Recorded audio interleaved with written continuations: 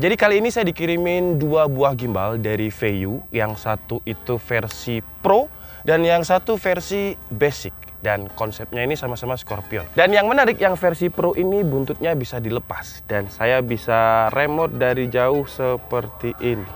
Gila, GG gak?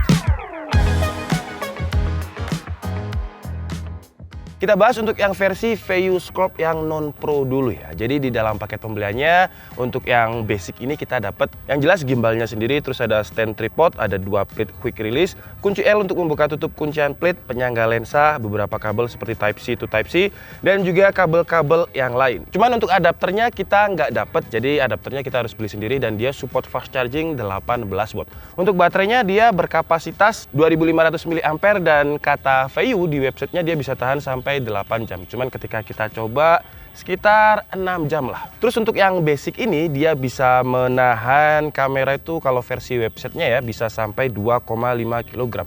Jadi 2,5 kg itu kalau kamera full frame asalkan nggak pakai lensa tele dan masih 2,5 kg harusnya sih masih kuat. Terus untuk fiturnya ini juga banyak banget loh ya. Jadi depan ini ada knob, yang knobnya ini juga ada logo Vayu-nya.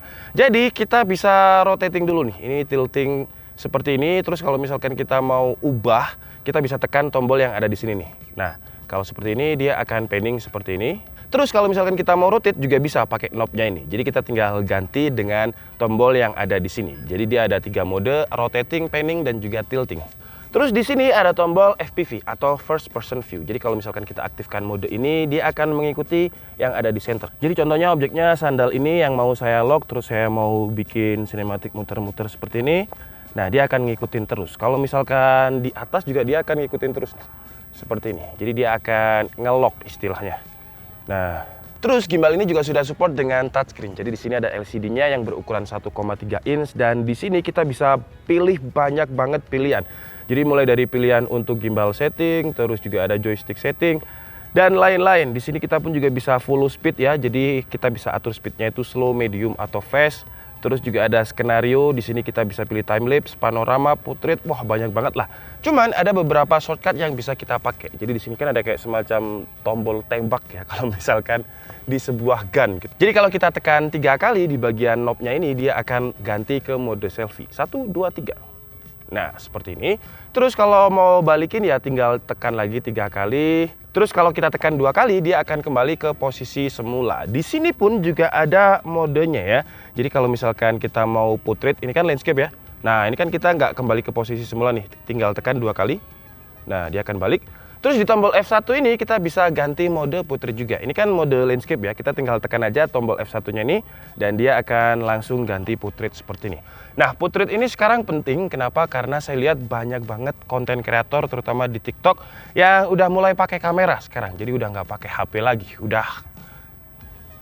Udah naik lah kualitasnya. Terus di bagian handheld yang grip ini kita juga bisa atur untuk joysticknya. Nah, seperti ini. Speednya bisa kita atur juga di sini. Kalau misalkan kita koneksikan kabel Type C yang ada di sini dengan kamera, kita bisa record langsung dengan tombol yang ada di sini.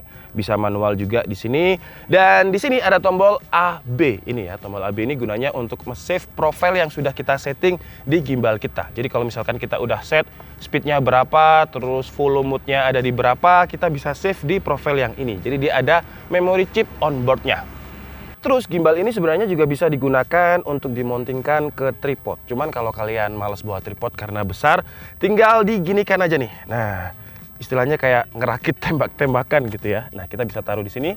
Wih. Dan kalian bisa bikin time lapse ala-ala terserah kalian, bisa pakai sini. Terus untuk waktu pemasangannya ketika pertama kali pasang ya, karena belum tahu, itu butuh waktu sekitar 8 menit. Cuman kalau yang udah kedua, ketiga ya karena udah lebih paham, saya jadi bisa pasang sekitar 5 menit. Untuk yang versi Pro, pasangnya pertama kali itu butuh waktu 15 menit. Wow, kalau yang Pro ini terlihat banget ya untuk Scorpionnya. Jadi sesuai dengan namanya nih, Vayu Scorp. Vayu Scorpion. Dan yang saya suka dari yang versi Pro ini, kalau misalkan ini saya taruh di sini, seperti di intro tadi, kalau misalkan locknya ini kita buka, terus kita mau ambil gambar time lapse atau apa, kita bisa pakai remote-nya ini ya. Nah, seperti ini. Bedanya versi yang Pro dan yang nggak Pro, kalau yang nggak Pro itu tadi, untuk handheld bagian belakang di versi non Pro itu nggak bisa dilepas. Tapi kalau ini bisa dilepas. Jadi menarik banget nih ya. Untuk koneksinya ini dia pakai wireless ya. Jadi untuk knobnya ini ada dua kalau yang di versi Pro. Jadi yang ada di remote-nya ini satu, dan di VU ya yang ada di bagian bodinya ini satu. Terus kalau yang versi non Pro tadi on chip memorinya bisa nyimpen dua profil, hanya AB. Kalau misalkan ini ABC, jadi 3 profil. Sekarang pertanyaannya, buat apa kok bisa dilepas? Ya, kalau mungkin kalian bikin film action atau film sinematik yang butuh gimbal untuk ditancapkan di mobil, terus di dalam mobil kalian bisa remote di sini nih. Kalau misalkan kalian ikut naik di atas mobil kan bahaya ya. Jadi bisa pakai remote-nya ini. Terus untuk fitur-fitur mode gimbalnya juga sama ya. Jadi dia ada full mode, ada first person view, dan mirip banget sama dengan yang versi non Pro tadi. Bedanya kalau ini ya karena ada kata Pro-nya ya, dia lebih profesional. Jadi dia bisa menahan, kalau tadi yang versi non Pro itu 2,5 kg, ini 4,8 kg. Jadi kalau misalkan kalian pakai kamera sinema yang bobotnya masih di bawah 5 kg, masih oke lah. Terus bedanya versi yang Pro dan juga non Pro, kalau kalian lihat di sini ini ada mountingnya. Kalau misalkan kita pengen bikin konten portrait, cuman ya sama seperti di versi non Pro tadi, kalau misalkan kita mau bikin konten yang portrait, tadi itu kan ada shortcutnya ya dengan menekan tombol F1 untuk yang basic. Tapi kalau ini kita harus atur di bagian LED 1,3 inch yang OLED ini. Sama juga untuk LED-nya 1,3 inch OLED. Terus untuk yang versi Pro ini dia juga sudah support dengan quick release arca. Jadi kalau misalkan mau digunakan di monopod atau tripod bisa nih. Atau mungkin mau ditaruh di slider juga bisa. Kalau slider terus pakai gimbal apa ya efeknya? Oke. Yang cepat. Terus untuk kapasitas baterainya juga sama dengan versi yang basic atau yang non Pro, jadi 2500 mAh. Bedanya itu aja sih ya antara yang Pro dan juga non Pro. Jadi untuk yang Pro ini harganya 9.999.000. Sementara untuk yang versi basic harganya itu 6.500.000. Selisihnya berarti sekitar 3.500.000. Apa yang kalian dapatkan dengan selisih 3.500.000? Pertama, fitur yang paling saya suka adalah handheldnya ini bisa dilepas, terus knobnya ada dua, terus dia juga bisa menahan kamera 4,8 kg. Di sini kita bisa mounting langsung kalau mau pakai mode portrait. Dan dari pengalaman saya ketika saya pakai, ya saya ngerasanya lebih smooth yang versi Pro ini ketimbang versi basic. Karena dia kayak lebih proper gitu loh.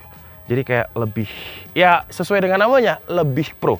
Kalau saya pribadi disuruh milih antara versi Pro atau yang non Pro, karena bidang saya di video, jadi saya akan memilih versi yang Pro, walaupun selisihnya 3.500.000. Cuman kalau menurut kalian nggak butuh handheldnya, nggak butuh remote yang bisa dilepas, ya versi basic pun juga nggak apa-apa. Karena untuk aksisnya pun juga sama, dia support dengan 3 aksis. Oke guys, jadi mungkin cukup segitu aja video review dari VU Scorp yang Pro dan juga yang non Pro.